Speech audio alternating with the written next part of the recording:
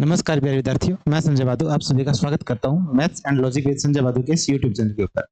तो जैसा मैथ और रीजनिंग के अंदर अपने अच्छा काम कर रहे हैं, उसी से रिलेटेड अपने एक नई शुरुआत करने जा रहे हैं, जहां आपको करंट और स्टैटिक के रूप में अपने आज डेली बात करेंगे।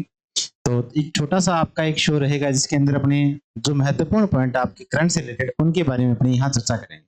तो अपने यहाँ जब बात करने जा रहे हैं, आज आपका एक महत्वपूर्ण पॉइंट दादा साहेब फाल्के पुरस्कार 2025 के बारे में अपने चर्चा करेंगे कि किस क्षेत्र में दिया जाता है। इसके बारे में संपूर्ण जितनी भी जानकारी है उन सभी को अपने जानेंगे। तो अगर मैं आपसे बात करता हूं दादा साहेब फाल्के पुरस्कार, तो ये आपका भारतीय सिनेमा के अंदर दिया जाने वाला जो सर्वोच्च पुरस्कार है, तो दादा साहेब फाल्के पुरस्कार होता है। तो अक्सर आपसे एग्जाम में यहाँ प्रश्न पूछा जाता है कि भारतीय सिनेमा के अंदर दिया जाने वाला जो सर्वोच्च पुरस्कार होता है वो कौन सा है, तो दादा साहेब फाल्के पुरस्कार आप यहाँ ध्यान रखेंगे।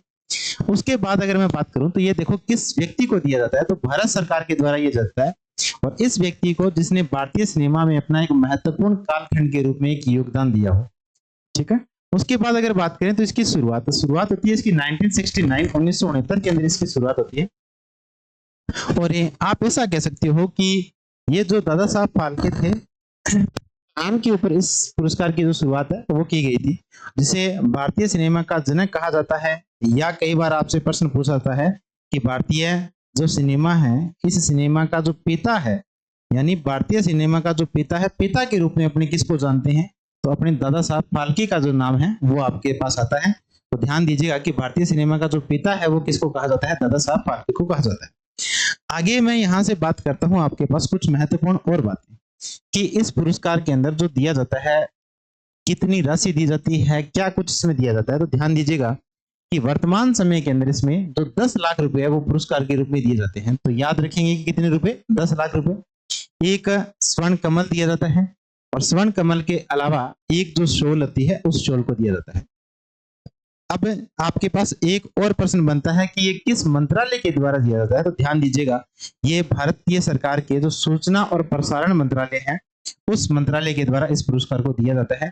तो याद रखिएगा कि सूचना और प्रसारण मंत्रालय के द्वारा इस पुरस्कार को दिया जाता है। सारी की सारी जो बातें हैं इंपॉर्टेंट है, ध्यान दें। आगे अपने बात करते हैं, तो यहां से देखिएगा सबसे महत्वपूर्ण प्रश्न कि 2023 के लिए जो ये पुरस्कार है वो किस आदमी को दिया गया है। तो ध्यान दीजिए बेटा कि 2023 के लिए जो ये पुरस्कार दिया गया है वो दिया गया है मोहनलाल को। इस व्यक्ति को दिया गया है मोहनलाल को, जो एक मलयालम के सुपरस्टार है। आपने इनकी कई मूवियां देखी भी होगी, हिंदी के अंदर डब हुई हुई। तो मलयालम के जो सुपरस्टार है मोहनलाल को ये पुरस्कार दिया जाता है। अब यहाँ देखिएगा मिला कब है, 2025 में। किस साल के लिए दिया गया है, 2023 के लिए। ये 2 साल पीछे चल रहा है सारा सिस्टम। अब यहाँ से बात करें तो 2022 है, तो 2022 के लिए ये दिया गया था मिथुन चक्रवर्ती को। मिथुन चक्रवर्ती को। मिला कब था, 2024 के अंदर। दिया कौन से साल के लिए, 2022 के लिए। और मिला कब था, तो ये 2024 के अंदर दिया गया था। इसी प्रकार अगर इससे पहले की बात करें तो 2021 के अंदर ये दिया गया था वहीदा रहमान को। याद रखिएगा, आज भी दोनों प्रश्न है इंपॉर्टेंट है, वहीदा रहमान को। और ये मिला कब था, तो मिला ध्यान दीजिएगा आपको कि 2023 के अंदर इस पुरस्कार को दिया गया था। 21 के लिए वहीदा रहमान याद रखेंगे, 2022 के लिए मिथुन चक्रवर्ती आप याद रखेंगे, और ये 2024 के लिए मिला था, ये 2023 के लिए मिला। इसी प्रकार 2023 का जो पुरस्कार है वो किसको दिया गया है, तो मोहनलाल को। और आप याद रखेंगे कि मिला कब है, तो ये जो पुरस्कार है वो 2025 के अंदर दिया गया है। तो ध्यान दीजिएगा कि कब मिला है, 2025 के अंदर। अब आगे अपने यहाँ से कुछ और चर्चाएं करते हैं, तो आगे बात करते हैं। तो जैसा कि आपको यहाँ लिखा है कि मलयालम के जो सुपरस्टार है वो मोहनलाल को 2023 के लिए ये पुरस्कार दिया गया है। अब बात करते हैं कि इस पुरस्कार को दिया कब गया है। तो ये ध्यान दीजिएगा कि यह पुरस्कार 23 सितंबर 2025 को जो 71वां 71वां जो राष्ट्रीय फिल्म पुरस्कार है उस समारोह के दौरान इस पुरस्कार को दिया गया है। तो 23 सितंबर 2025 तारीख बहुत इंपॉर्टेंट है, और आपसे अक्सर एग्जाम में पूछा जाता है कि कौन सा राष्ट्रीय फिल्म पुरस्कार था, तो 71वां 71वां था। अब आगे कहा गया है कि लोग इसे प्यार से किस नाम से जानते हैं, लाल एडून के नाम से भी जानते हैं। और इनका जन्म वगैरह तो 1960 में केरल में हुआ था, तो इतनी कोई लंबी छोटी बात ये नहीं है।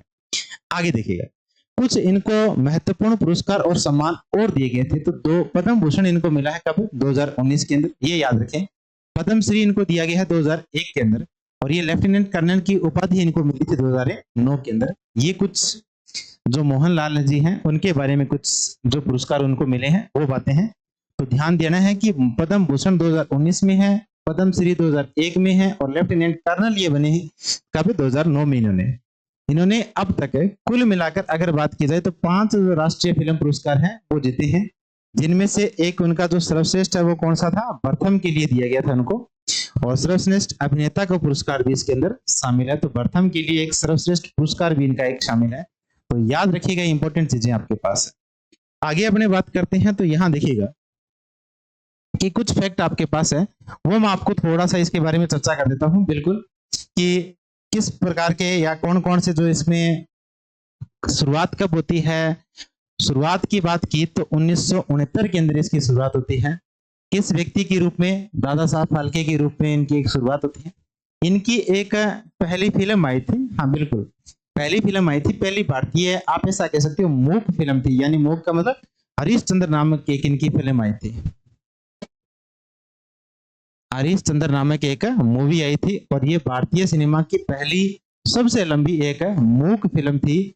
और इस मूक फिल्म के कारण ही इनको एक सिनेमा के क्षेत्र में जाना पहचाना जाने लगा दादा साहब को, और उसके नाम पर ये पुरस्कार की क्या की गई, शुरुआत की गई। तो दोस्तों याद रखेंगे कि 2023 का जो पुरस्कार है वो किसको मिला था, मोहनलाल जी को ये पुरस्कार दिया गया है, जो मलयालम के सुपरस्टार है। तो मिलते हैं अपने एक नेक्स्ट क्लास के अंदर, तब तक एक अलग फैक्ट के अंदर अपने बात करेंगे, डेली की भी अपने बात करेंगे। तो वीडियो को लाइक शेयर और सब्सक्राइब चैनल को जरूर कर लीजिएगा। तो धन्यवाद दोस्तों।